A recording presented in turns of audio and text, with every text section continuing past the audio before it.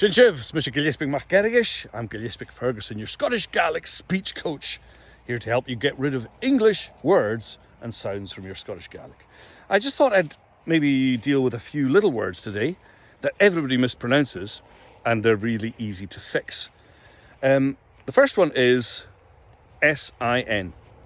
And obviously we have it as an English word, something you've done wrong. In Gaelic we have it for, it means that. But the pronunciation I hear is very often shin, which is part of your leg.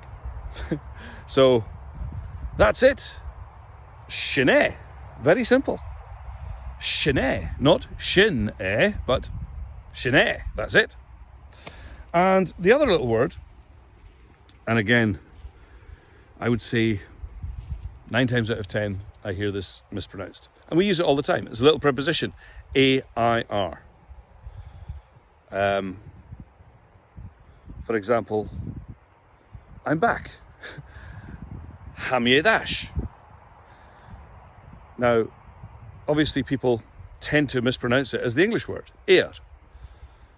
Hamiedash. But it's not air, it's ith.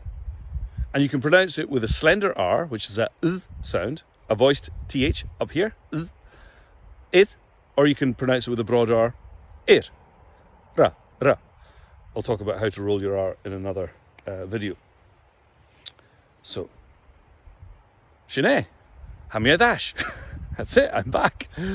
For more tips on how to get rid of these kind of English words and sounds from your Scottish Gaelic, subscribe to my channel and look out for some longer form videos coming soon. Cheers, Chef!